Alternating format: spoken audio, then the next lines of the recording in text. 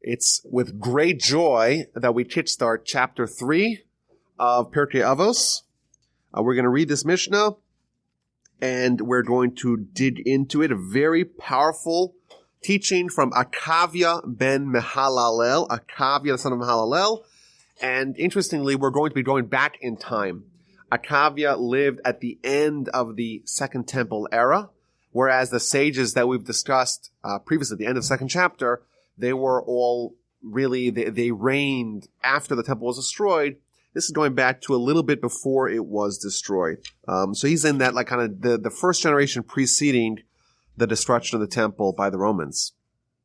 Akaviah Ben Mehalalel Omer, Akaviah the son of Mehalalel says, Histakel b'shlosh dvarim ve'ein ata b'alei aveira.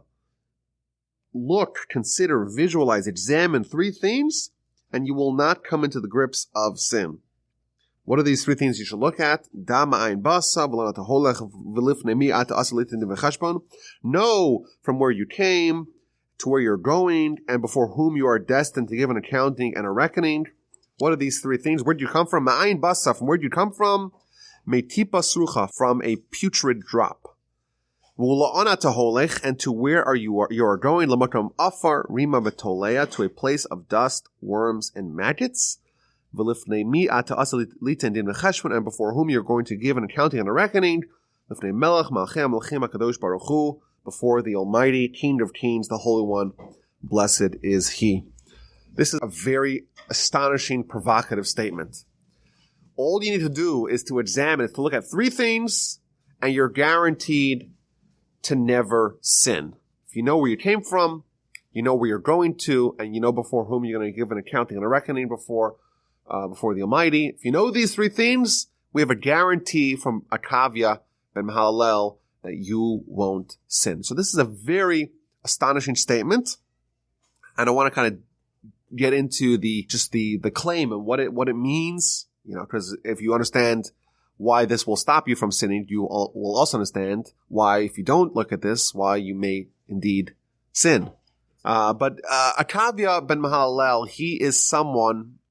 We don't really know a lot about him because there's not many episodes that we're told about him. There's one major confrontation that he had with the rest of the sages that we're told about in the book of Idios. It tells us that he had 4 opinions, 4 positions in opposition to the rest of the sages, and he wasn't willing to recant his positions. And the sages told him, I said, Akaviah, you're one of the greatest sages in the world. But there's 4 laws that you're not willing to accept the ruling of the majority of the sages. If you retract, if you recant your positions, we will nominate you to be the Av Beis Din, to be the head of the Sanhedrin. You will be the greatest rabbi in the land. Just relent on these 4 rulings that you're not willing to give in. And he responded with a very striking statement, which may have a lot of overlap with his teaching in the Mishnah.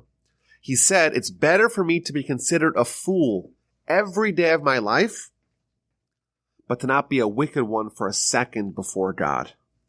I don't want people to say the reason why he retracted his position in Torah was so that he could have a position of prominence amongst the nation. So essentially, he was offered this incredible opportunity. Don't be a stickler for what you are espousing, these 4 laws that you're not willing to give in to the rest of the nation, and will make you the greatest sage in the land, will give you the highest position. He said, no, I'm not willing to forfeit my principles and be considered a wicked one before God for even a second, even if it means that I'll be a fool for my whole life. And the Mishnah has a disagreement as to what happened afterwards. According to some opinions, they excommunicated him. According to others, no, God forbid, he was never excommunicated. How could you possibly excommunicate him when he was the greatest sage of the time? And the episode ends that when he died, when he was about to die, he was on his deathbed, he told his children that you, my children, should recant these 4 positions after I pass. And they said to him, well, if you're telling us to recant these positions, why don't you recant them? And he responded, well, I heard these teachings from my teachers. And these teachers, like, that was the normative position. And therefore, I have to stand by what I heard. But now, I'm the lone sage that believes these 4 halachos to be true. And therefore, you're hearing it just from me, in opposition to the majority of the sages. And therefore, for me, it was a different calculation. I heard it from the majority, and therefore I have to stand by it. You heard it from me, from the minority, and therefore for you it's appropriate to recant. And finally, the children said, okay, well, why don't you commend us in front of your colleagues? He responded, no, I cannot commend you. I cannot write you a letter of recommendation, because, and he ends with this great line, Ma'asecha yikravucha u'ma'asecha yirachakucha. Your actions will bring you close, and your actions will distance you. Meaning, don't rely on the fact that your father is the greatest sage of the land. That's not going to help you. It's only you. Your destiny is in your own hands. Your actions will determine how great you become and what kind of standing you earn and what kind of distance you will have, God forbid, if your actions lead you in that path. So, of course, the commentaries find many, many overlapping themes between this major episode that we're told by Akaviah Ben Mehalalel and his teaching that is enshrined in Pirkei Avos. So what does he tell us? He tells us that there's 3 things. If you look at those 3 things, you won't sin. When someone dwells on the shameful origins of his body, that he came from a putrid drop, the primordial biological matter that makes up, or that's the origin of all bodies, number 1. Number 2, the temporality of life here as a person is currently constituted. The fact that the ultimate destiny of our body is that it will die. There's no one that has been able to stay alive in a body. Soul, sure. Body, no. Well, what happens to the body? You bury it. Well, what happens to the body once you bury it? What's the destiny of the body? It's going to be munched upon in the dust by the worms and maggots. That's not a great legacy.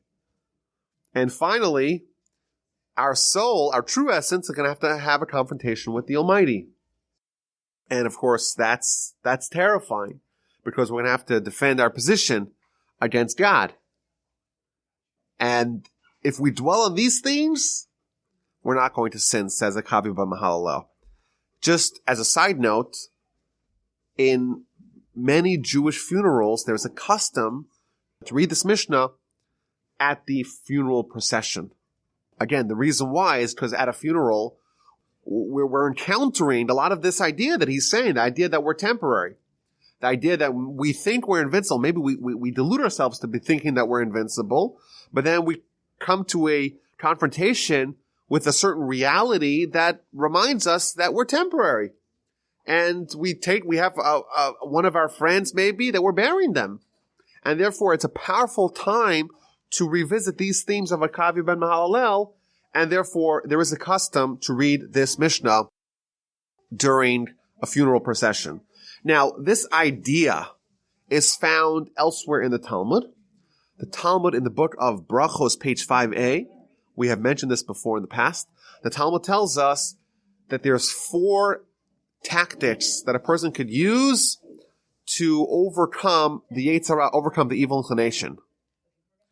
And one of those 4, the final one of those 4, is Yazkir lo Yom HaMisa, remember the day of death. Again, the same kind of idea that we see here by Akaviah Ben Mehalalel, to remember the fact that the ultimate destiny of our body is that it's going to die. That will help us avoid sin. So the question that I want to the general question that I want to probe here is, why exactly is this prescription against sin, why exactly does focusing on these 3 things, why will that prevent us from sinning? And by extension, we could interpolate why we would sin if we ignore those 3 things. So I think the takeaway that we have from this Mishnah is, and this is a theme that we're going to see now much more often throughout the rest of Pirkei Avos, is that there's an essential conflict that is undergirding the life that we have. And the Torah tells us, it's a Mishnah later on, chapter 4, that our ultimate objective, it's one of the foundational principles of Jewish faith, our ultimate objective is our soul and the destiny of our soul. That's our true identity. That part of us is permanent. That part of us is eternal. And that part of us lives even after our body stops living. That's a foundational element of Jewish philosophy. Now, Jewish eschatology, the idea of reward and punishment, is about what we call olam haba, the next world, this world of the soul. What happens to the soul after it leaves the body? The soul is like a foreigner in our world. It's forced to be married, to be fused with the body, but it exists in a different world, in the world of the souls, after it is freed from the tentacles of bodily constriction. And it lives in the spiritual world. And because that is our essence, that's our identity, that's our true self, that's our eternal self, therefore the real consequences of life are manifested in that world. Thus, in essence, the conflict, the foundational conflict that we have in our lives, what Torah is trying to encourage us is to try to optimize for the soul, to do actions that are more beneficial for the soul, whereas the Yetzer Hara, the evil inclination, the idea of sin, is to optimize for life as a body. So therefore, the test, the tension is, are you going to live in a way that's going to prioritize the spiritual world and prioritize the soul, or are you going to live in a way that's prioritize the physical world and prioritize the body? In essence, a sin, by definition, is a choice to optimize this world as an ultimate goal and to optimize the body in lieu of the soul. That's what we say is a sin. And a mitzvah is to optimize for olam haba, for the spiritual world, and for what's better for the soul.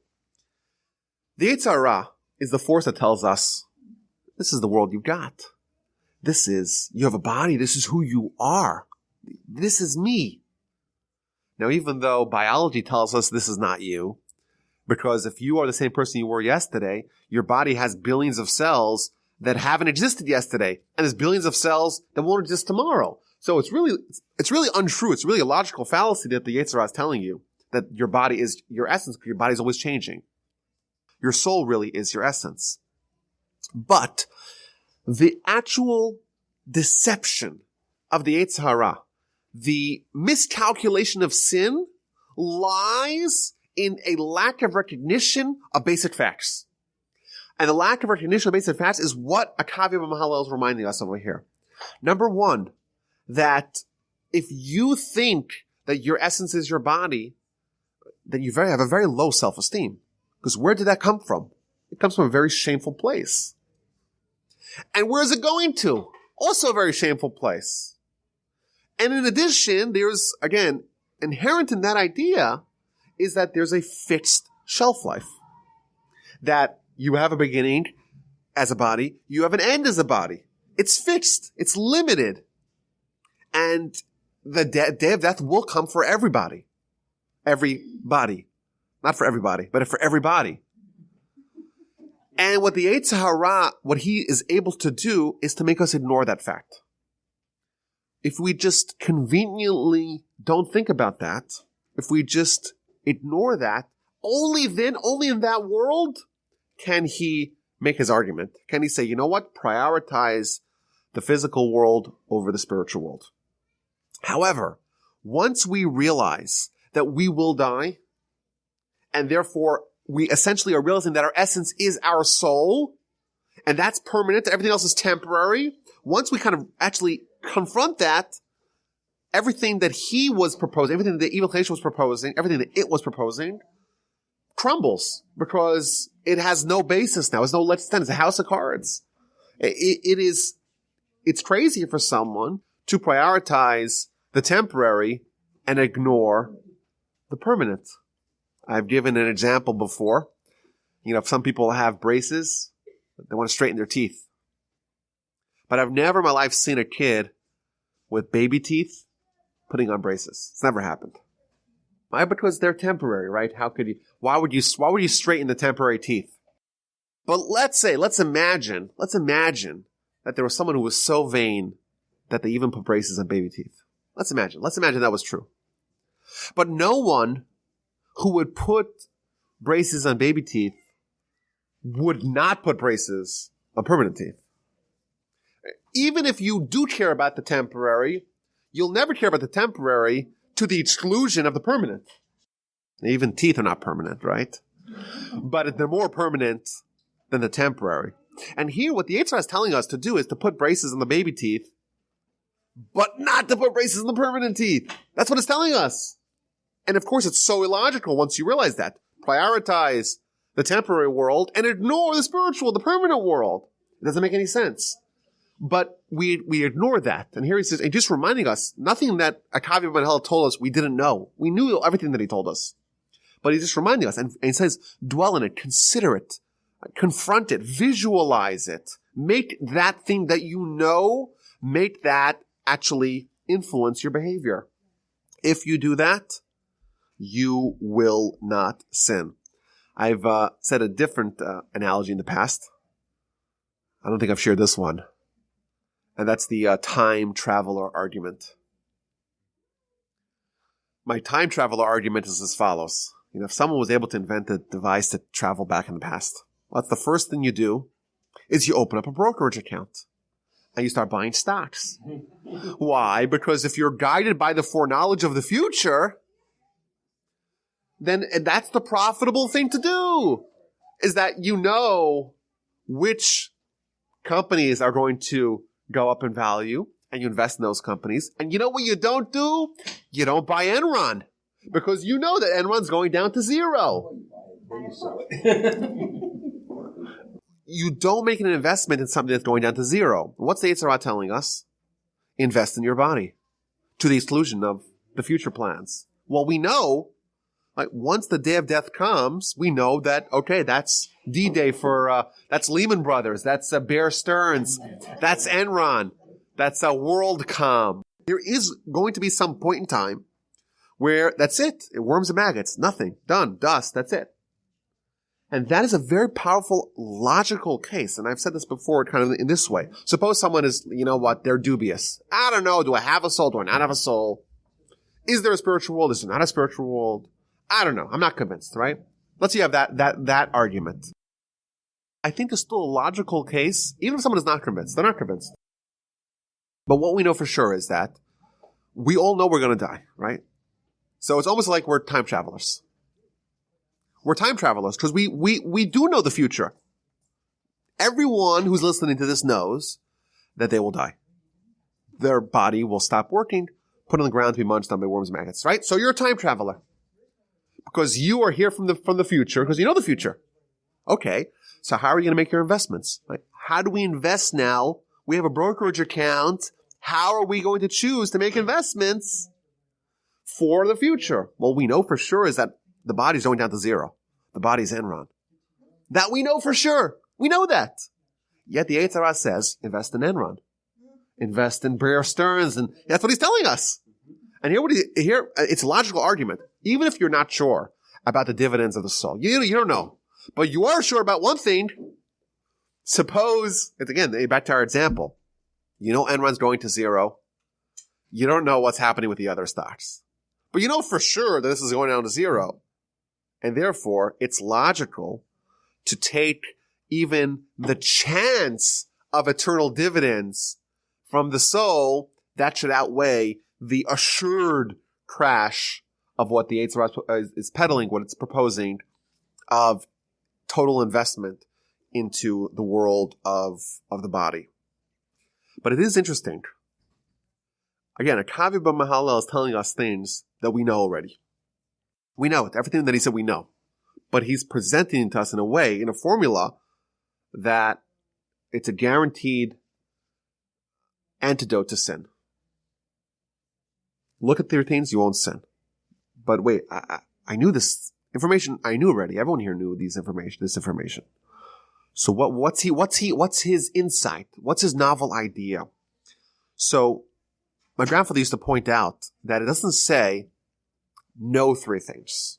It says, histakel b'shlosha dvarim. The word histakel means to look or to visualize.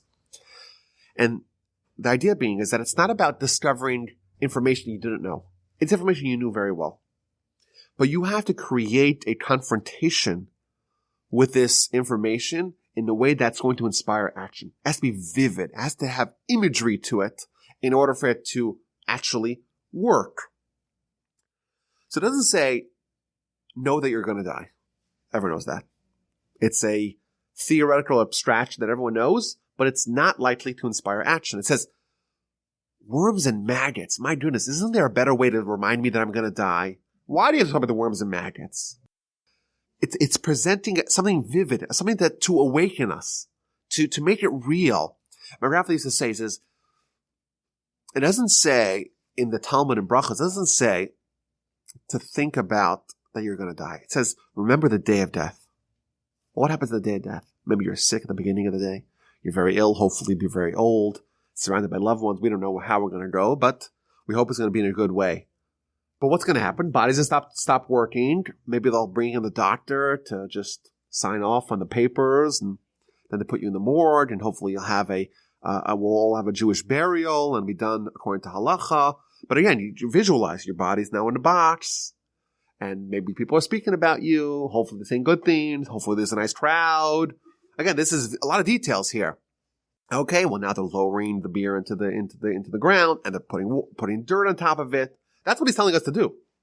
Everyone knows they're going to die, but this is kind of taking that to a level where it's going to really inspire action. You know, there's a famous verse in Ecclesiastes chapter 7.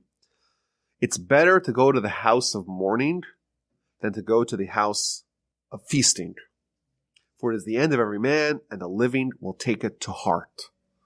What King Solomon is telling us here is that when you go to visit a house of mourning, you don't discover a hitherto unknown fact. Oh, now I know people die. No, you knew that already.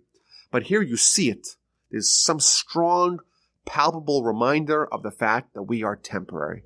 And when you realize that, it may have a sobering effect on the Yetzer Hara. You'll be able to assess what the actual cost-benefit analysis is. What are we really living for? It's insane to optimize and to solely focus on a world that we're going to lose. We're going to lose this world. But hopefully, we'll already have invested in the world that we're not going to lose, in the world of the soul. And again, I think there's a powerful takeaway here that you don't need to rely on religiosity for this tactic to work. It seems like even without religiosity, without belief in a dogmatic idea that there is a spiritual world, there is an afterlife, even without that, there's a logical case here that Akaviah Ben Mehalalel is conveying, that everyone knows this is true, or at least certainly the beginning, the origin of the body and the destiny of the body. Everyone knows that. Yet, we live as if that wasn't true. And that's because of the Yetzer Hara. Again, he creates that smoke screen. But just focus on the facts. Separate what's true, what we know for sure, and what we're uncertain from, and we have a formula to avoid sinning. I want to point out, just to conclude, that this could have the opposite effect. This could backlash. How so? In Genesis, we read about Jacob and Esau. Jacob's making dinner. Esau's hungry. And the most lopsided transaction in history happens. Jacob is able to procure the firstborn right from Esau in exchange for a bowl of soup. How does Esau justify his transaction? So he says, Hine anochi holech lamus. Behold, I am going to die. Why do I need this? It seems like it's the opposite. When Esau comes into contact with his mortality, he doesn't head in the way that Akaviah seems to predict. He heads in the opposite direction. When someone like Esau was so consumed with pursuing physical pleasure, the idea of losing this world actually creates the opposite. Instead of saying, oh, what am I really living for? Let's try to invest in my spiritual side. It creates the opposite. It creates this idea that I have to have a frenzied rush to maximize what I have over here. If I'm going to die, why do I need the spiritual thing? The bowl of soup is preferable. So maybe that's why we're also told that we have to remember that we're going to give a reckoning and an accounting before God. Meaning that we have to have a certain degree of a spiritual baseline for this to work. If we're totally consumed with pursuit of physical pleasure, if that's the only thing, then it might actually have a reverse effect. That when we come into close confrontation with our mortality, instead of saying, oh, let's invest in the spiritual world, it'll be the exact opposite. I got to maximize this world, the physical world, the world of my body before time runs out. So I think there is a certain, even though logically we know that his ideas are very sound, but there is a certain foundation. There's a certain baseline that is needed. We have to, again, dwell on the idea of the spiritual world, the idea of giving an accounting and reckoning before God, the idea of that the Torah is making demands of us. Once we have that, it's likely, quite likely, maybe even guaranteed, that dwelling on our own mortality and on the shameful origins and destiny of our body, it will hopefully recalibrate our decisions, and it's a guaranteed formula against sinning.